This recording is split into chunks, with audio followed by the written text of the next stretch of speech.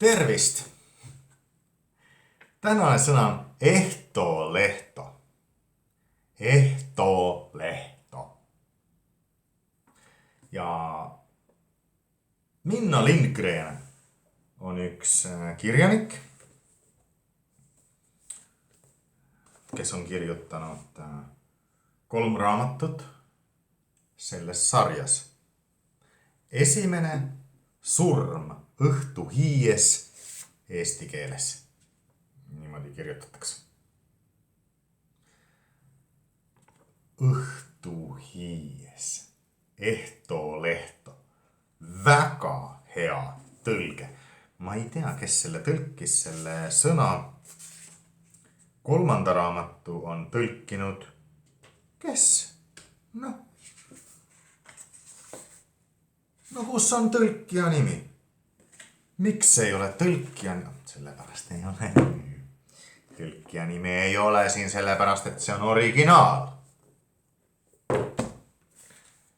Igal juhul palju õnne.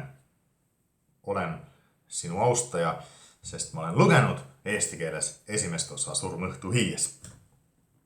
Tõlkijale terviseid. Ehtoolehto. Miks see sõna on tänane sõna?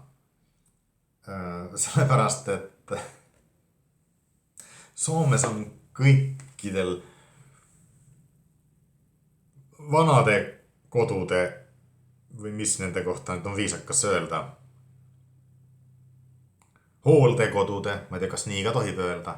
No just nimelt, ei tohigi.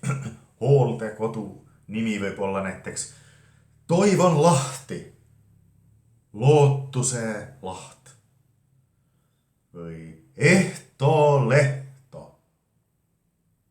No see hiis tegelikult on natuke irooniline seal. Sellepärast ongi hea tõlge. Õhtu on arhailises soome keeles ehto.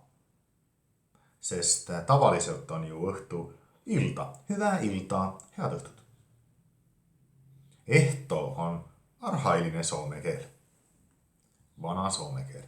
Lehto on mõnes mõttes nagu laas.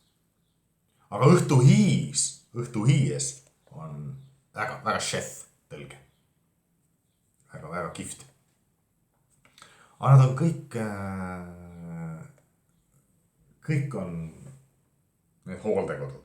On selliste natuke läilade nimedega. Ehtoolehto on muidugi Minna Lindgreni kirjaniku enda poolt loodud koha nimi. Vaat sedasi. Õigupoolest räägin ma praegu just nimelt Minna Lindgrenist ja tema loomingust. Minna Lindgren on kirjutanud Vihainen leski. Eestlane peaks aru saama ja saabki õigesti aru. Vihane, tige, lesk. Kuri lesk. Abikaasa sureb ära. Abikaasa vana tõhk, kelle eest see naine on hoolt kandnud mitukümmend aastat. Haigevoodis. Ja pärast mehe surma. See ei olnud hea meest. Pärast mehe surma otsustab naine, et ta hakkab elama. Ja see on tõesti väga hea soome huumor. Arto Paasilinna kõrval Minna Lindgren, raudselt soome parim humorist. Ei mingit küsimustki, et nii poleks. Ta on ka kirjutanud sellise raamatu Sivistyksen turha painolasti. Hariduse mõttetu koorem on tõlgemes nagu plahvatas praegu sellel hetkele päev. Ja kindlasti leiab professionaalne tõlk ja parema tõlke ka sellele raamatule. See on jube kihvt. Siin on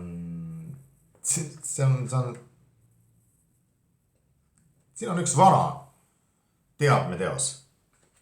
A, B, C, D, E, F, G ja toodud välja siis Minna Lindgren toob välja, et mida need sõnad talle tähendavad. Ja see on lõbus. Kuidas mulle meeldib Minna Lindgreni huumor. Ja Minna Lindgren on väga hea põhjus, miks tasub õppida soome keelt.